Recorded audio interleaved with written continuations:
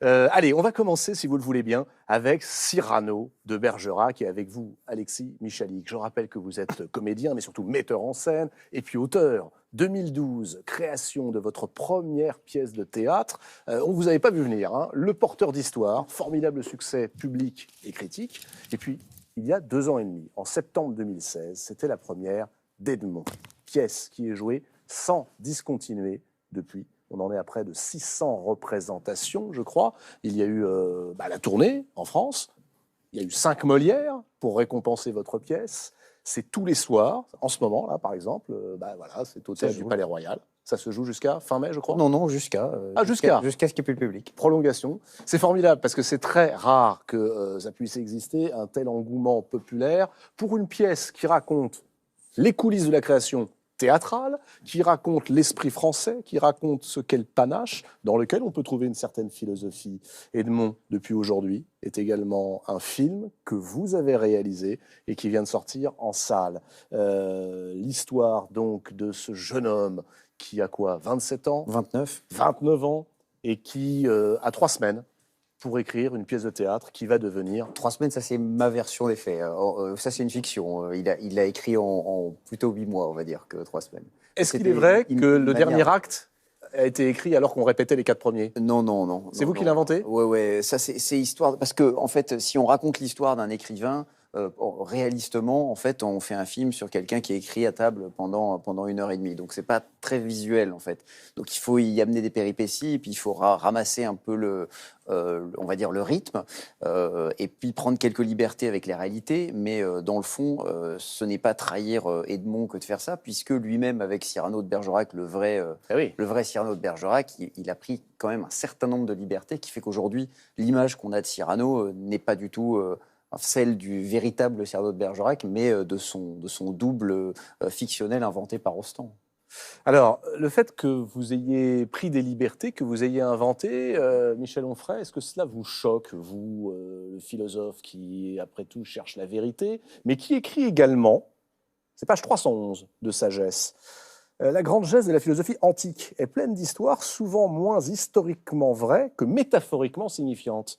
Est-ce qu'on peut dire qu'après tout, en inventant, on est métaphoriquement signifiant si on n'est pas historiquement vrai? Je ne sais pas si vous êtes au courant de mes projets d'écriture, mais j'ai un projet de livre, il est en cours, sur les mensonges au cinéma, et notamment sur le traitement de la vie des philosophes au cinéma. Et je ne vous connais pas beaucoup, on s'est un peu vu, moi je vous aime bien depuis qu'on s'est vu, on s'est dit 2 ou 3 choses, etc. Mais je suis totalement opposé à votre thèse, totalement. Ah bon? Parce que je crois qu'il y a la vérité et la réalité historique, et qu'on ne peut pas ne pas respecter la réalité historique. Ne le prenez pas mal, mais j'avais forgé le concept de révisionnisme esthétique en disant, c'était surtout Milos Forman avec son film sur Mozart, Amadeus, ouais. qui présente Mozart comme une espèce de pétomane, Salieri comme un voleur du requiem de Mozart, comme un type jaloux, etc. Dans l'histoire, ça ne s'est pas du tout passé comme ça. Mais est-ce qu'on ne peut pas dire que c'est aussi une autre manière d'aborder cette période-là, de capter l'intérêt aussi d'un public qui ensuite ira chercher la vérité historique? Moi, je suis sûr que vous avez le talent qui aurait permis que vous n'ayez pas besoin de prendre des libertés avec la vérité historique. Je pense que la vérité historique est souvent plus... Si on lit vraiment les correspondances, les biographies, etc., on trouve toujours des choses extravagantes. Il y a toujours matière à faire quelque chose de plus extravagant que le réel, je veux dire, ou de plus extravagant, que la fiction dans le réel. Si vous lisez la totalité de la correspondance de Mozart, c'est là-dedans que vous trouvez les 2 ou 3 petites lettres dans lesquelles Mozart dit à sa cousine, je ne sais plus, je te pète au nez, etc. Ça ne suffit pas pour faire toute sa vie de ce personnage-là, un pétomane. Donc je pense que si on est respectueux de la vérité historique, si on a envie de transmettre la vérité historique, je crois qu'on prend tellement de liberté avec l'histoire aujourd'hui, l'histoire de la littérature, l'histoire des idées, l'histoire tout court. On dit tellement de sottises aujourd'hui parce qu'on n'enseigne plus l'histoire, que le cinéma, qui est pour moi, on en parlait tous les deux, un grand art populaire, qui touche beaucoup de gens. Si vous écrivez un livre un peu savant sur Rostand, sur Cyrano de Bergerac, peu de gens le liront. Votre film, je vous souhaite qu'il soit beaucoup vu, mais à ce moment-là, plein de gens penseront, on emmènera des élèves, des profs emmèneront des élèves, et prendront ce qui sera raconté comme une fiction pour une vérité qui se retrouvera dans les copies de balles. Alors, il faudra peut-être aussi leur apprendre aux élèves ce qu'est la fiction. C'est peut-être ça aussi l'enjeu. Alexis Michalik. Oui, mais parce que c'est pas quelque chose de nouveau. Je veux dire, Edmond Rostand, quand il fait Cyrano, c'est pas de la réalité historique. Ouais. Shakespeare, quand il fait Richard III, c'est pas de la réalité historique. Alexandre Dumas, quand il fait ses romans. Et moi, à partir du moment où il lui-même annonce que c'est une fiction basée sur des faits historiques, il se prétend pas historien. Et justement, il peut intéresser un public qui va peut-être être rebuté par quelque chose d'un petit peu sérieux, par quelque chose d'un peu plus ludique parfois, d'un peu plus simplifié. Dumas disait, c'est vrai, si j'ai violé l'histoire, au moins je vais faire des beaux enfants. Voilà. Moi j'adore cette phrase. Encore faut-il qu'il soit beau, je n'ai pas vu votre film. Non, mais je parle pas de moi là. Attendez, Michel, moi, je l'ai vu, honnêtement. Oui. J'ai surtout vu la pièce, j'ai adoré la pièce, Ouais. le film est très réussi. Vous prenez d'ailleurs des libertés avec la pièce, hein. Il y a 2-3 passages qui sont condensés. Ouais, bien sûr. Non, mais après, c'est sur le principe, c'est pas sur moi, ma pièce ou mon œuvre. C'est que Rostand fait la même chose avec Cyrano et c'est une œuvre merveilleuse. Sauf que, il invente un autre Cyrano. Cyrano, le philosophe, n'a pas grand-chose à voir, par exemple, dans la vie de Cyrano, le philosophe, et dans la vie, dans la pièce, il n'y a pas grand-chose de commun. Moi, j'ai fait un livre, par exemple, qui était l'esthétique du pôle Nord. J'avais offert un voyage au pôle Nord à mon père pour ses 80 ans. Il y a eu 3 projets de films sur ce livre. 3 projets extravagants. De gens qui m'ont dit, ça va, vous arrivez, bon, descendez de l'avion, vous allez sauter une petite Inuit, quoi, parce que c'est quand même mieux. Je dis, bah non, c'est pas fait. Hein. Donc, vous racontez une histoire, c'est la mienne, et vous racontez ce que je raconte. Il y en a un qui me dit, ce qui serait bien, c'est que votre père soit mort là-bas sur place, et que vous rentrez avec le cercueil. Je dis, ouais, ça va plaire à mon père quand on va voir ça au cinéma, c'est formidable, quoi. Je dis, mais raconte. Elle me dit, mais c'est mon psy qui m'a dit, lisez ce livre sur le rapport au père, etc. Bon. Je dis, mais faites votre histoire. Inventez un père, emmenez-le en Polynésie, faites-le mourir sur place, comme vous voulez. Moi, j'écris une histoire avec mon père, le pôle Nord. Ça raconte quelque chose de très précis. Je raconte le détail. Vous voulez en faire un film, faites-le, mais soyez respectueux. Alors, Michel, il y a 2 écoles. La biographie, et puis, à côté, la fiction. Oui, et puis en plus, pour votre exemple, ça vous touche personnellement. On est sur du. Non, mais on n'est pas dans le domaine de l'histoire, puisqu'on est encore dans l'actuel. Oui, mais c'était juste pour moi, vous je dire parle de quelque chose qui a au moins un siècle d'écart. Oui. Il y a un certain temps à partir duquel on peut profiter de ce matériau historique pour réinventer quelque chose. Je veux dire, voilà, toute l'œuvre de Shakespeare, elle est basée là-dessus. Je ne vais pas faire le point Godwin, mais le jour où on fera une biographie d'Adolf Hitler en disant que finalement, etc., on dirait, mais c'est pour le bien de la fiction. On dit, mais c'est quoi la fiction? Oui, enfin, C'est le film de Tarantino. J'ai parlé du point. C'est aussi. Le film de Tarantino où finalement il massacre tous les Inglorious Basterds. il prend cette liberté-là. Quand on voit que la fiction est vraiment une fiction, ça pose aucun problème. Ouais. Parce que là, c'est Benigni, par exemple, sur les camps de concentration. Ouais. On voit bien. Là c'est possible, c'est pensable. Mais quand vous dites on va rendre de la fiction vraisemblable, ça devient très vite du vrai. Moi, je dis pas ça. Non, mais alors je ne vais pas dire vous, mais quand on rend possible un peu de fiction qui semble vraisemblable, elle devient très vite une vérité dans une époque où nous n'apprenons plus l'histoire. C'est peut-être aussi le problème de la vérité à notre époque, de l'enseignement de l'histoire à notre époque. Oui. Alexis Michalik m'a tout de suite, et il a eu raison, on dit « Ah non, c'est une fiction ». Donc, effectivement, ce qu'on va voir, par exemple, parce qu'on va vous donner un exemple de ce que l'on peut voir dans ce film Edmond, qui sort donc aujourd'hui en salle avec... Il est sorti, ça y est. Oui, il est sorti aujourd'hui, bah oui. Depuis ce matin. On est en direct, donc allez, on est depuis 14h, depuis 10h du matin. C'est ça. Vous comptez les entrées? Oui, chaque entrée, oui. Avec Thomas Soliveres, Olivier Gourmet, Mathilde Seigné, Clémentine Sellerier et Jean-Michel Martial, qui fait partie de la distribution originale au théâtre. C'est le moment, regardez, où Edmond Rostand est présenté au comédien star de l'époque, ça c'est vrai, il s'appelle Coquelin. Il a 2 minutes, ça c'est vous qui l'imaginez, pour le convaincre de jouer le rôle principal d'une pièce qu'il n'a pas encore écrite et dont, à vrai dire, il ne sait rien lui-même à ce moment-là. Edmond Rostand va improviser Cyrano de Bergerac, regardez. Alors, votre pièce, comédie, tragédie, vous avez 2 minutes. Tragédie. Comédie. Bien, le titre. Hercule. Savinien. Cyrano. Cyrano de Bergerac. Mon rôle? Cyrano. Très bien. Qui est-ce? Un poète. Fin bretteur, avec une laideur. Laideur. Enfin, laideur, non, mais disons un grand nez. Un grand nez? Mais oui. Un nez énorme. Une protubérance. Qu'est-ce que c'est, le texte? Un début de tirade, la pièce n'est pas écrite. Pas écrite? Ah non, c'est un peu court, jeune homme. On pouvait dire, oh Dieu, bien des choses en somme, en variant le ton, par exemple. Tenez. Par exemple, tenez agressif. Moi, monsieur Si j'avais un tel nez, il faudrait sur le champ que je me l'amputasse. Putasse. Voilà, là on retrouve déjà aussi ce qui fait le sel de la pièce d'Edmond Rostand, Cyrano de Bergerac. Pour quelle raison avez-vous eu envie d'imaginer, d'inventer ce que pouvaient être les conditions de création de cette pièce? On sait, et vous le respectez ça d'ailleurs, que Edmond Rostand à cette époque-là est un jeune homme un peu dépressif qui sort d'un four, un four noir. Plusieurs même. Enfin, il était déjà très talentueux, mais disons que les pièces qu'il écrivait n'avaient pas encore rencontré un succès phénoménal, pour le moins dire. Pourquoi cette pièce-là? Parce qu'elle a une place unique dans le paysage théâtral français, tout simplement à cause de son succès. C'est-à-dire que c'est un auteur qui est l'auteur d'un tube qu'il a dépassé, en fait. Cyrano de Bergerac est beaucoup plus connu que Edmond Rostand, l'auteur. Quand on va dans le monde entier, tout le monde connaît Cyrano. Tout le monde qui est Cyrano, tout le monde a vu Depardieu, tout le monde a vu, avant c'était Daniel Sorano.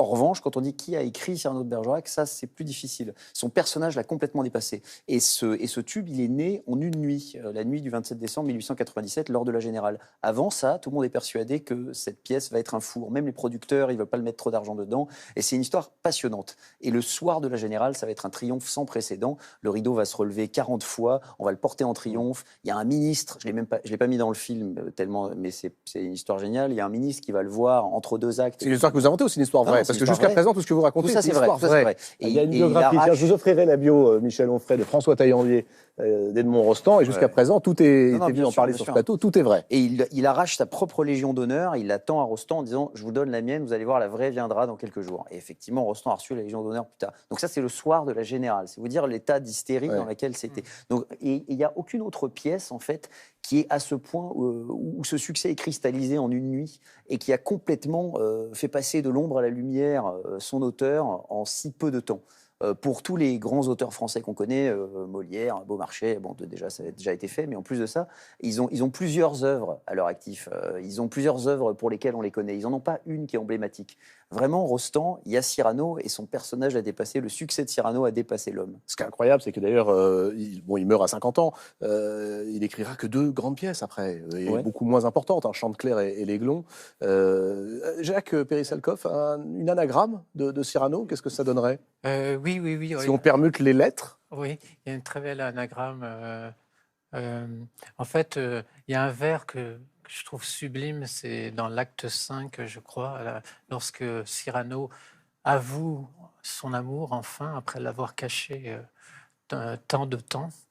Et donc, Cyrano salvinien de Bergerac, ça donne « Ce grand rêve rayonne ici-bas ». Pas mal. Ah oui, c'est du Rostand. Oui. Presque. Ouais. Qu'est-ce qui vous intéresse autant dans le personnage également de Cyrano? Parce qu'on sent que vous avez pour lui une admiration sans borne. Moi seulement, tout le monde. Oui, Cyrano, je ne connais pas de héros qui est à ce point admiré, aimé de tout le monde.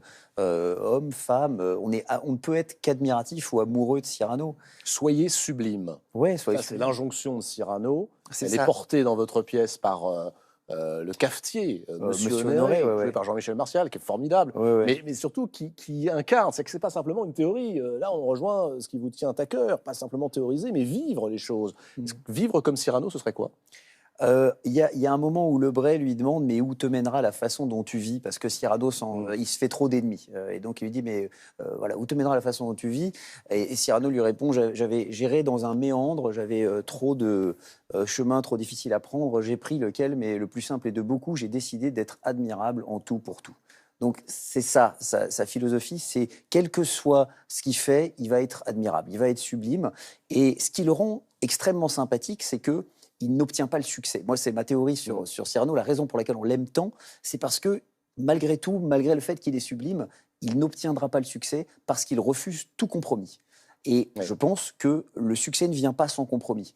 Que pour plaire à un public plus large, il y a un moment, il faut faire des compromis quand on a envie de raconter de quelque chose. Et lui, ses vers, par exemple, quand il écrit et qu'on lui dit le cardinal va vouloir monter ta pièce, il lui dit ah très bien, il est tenté. Et quand on lui dit on va juste changer une ou deux lignes, il dit ah non, alors hors de question. Portez-les lui. Dans ce cas-là, hors de question, exactement, portez-les lui. Et c'est pareil. Il est plus expert, il n'en changera quelques vers, exactement. Et en amour, c'est pareil. Je pense que la vraie raison pour laquelle il refuse refuse, qui va rester un amant secret, c'est parce qu'il a peur du réalisme du couple, en quelque sorte, de qu'est-ce que ça va donner après. Ce sera toujours moins sublime que ça ne l'est quand on aime en silence, mais dans l'ombre. C'est ça le romantisme, en fait. C'est mourir d'amour plutôt que d'aimer vraiment.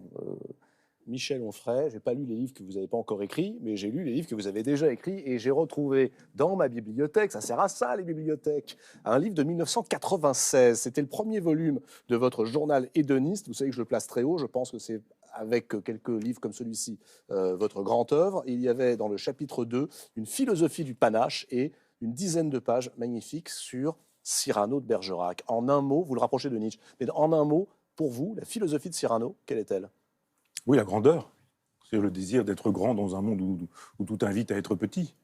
Et en fait, c'est pas très loin, c'est pas très éloigné du propos romain. C'est un romain d'une certaine manière, à sa manière. C'est un libertaire aussi. C'est quelqu'un qui ne met rien au-dessus de la liberté. Et ça, c'est quand même formidable. Il a des principes. La plupart du temps, vous avez raison. On transige pour réussir avec les principes. Et lui, il dit j'ai des principes, je ne transigerai pas. Et c'est ce qui fait son succès, le fait de ne pas avoir transigé. Parce qu'il est un héros du fait de ne pas avoir transigé. C'est-à-dire, si on transige, on est un héros dans son temps, mais on est vite oublié. Si on ne transige pas, on risque de devenir un héros pour toujours. Et c'est peut-être la vraie grandeur. C'est une grandeur que justement les membres, ceux qui sont autour d'Edmond, vont mettre en pratique. Il y a, parce que le texte de la pièce est disponible évidemment au livre de poche d'Alexis Michalik. Vous faites dire toujours à ce monsieur Honoré que les hommes de théâtre et les femmes de théâtre, ce sont eux les véritables hors la loi. Oui, c'est vrai. Oui, C'est ça le côté libertaire. Bah, Aujourd'hui, c'est les gens de théâtre, les hors-la-loi. Non, mais les artistes en général, puisque être artiste, c'est être hors du cadre, en fait. Et il fait référence à Molière, puisque à l'époque de Molière, les comédiens étaient enterrés hors des cimetières, ils étaient excommuniés. Enfin, il y avait un vrai, c'était un vrai danger d'être comédien. C'était engager son âme en dehors du système, quoi. C'était, oui, il faut être un peu fou pour être artiste. D'ailleurs, dès qu'on dit, moi, je suis comédien, ou moi, je suis auteur, ou moi, je suis peintre, je sais pas quoi, les gens nous disent mais t'as pas peur de ce qui va arriver, et justement au contraire, je pense qu'on devient artiste parce qu'on a envie d'être surpris parce qu'on a envie de pas avoir un chemin tout tracé, quoi. Une très bonne réplique dans le film au moment où finalement la scène entre Cyrano et Christian se répète entre Edmond et puis son ami qui est comédien, qui lui dit mais Edmond, tu es complètement dérangé. Il répond bien sûr, je suis auteur. Vous le prenez pour vous, ça?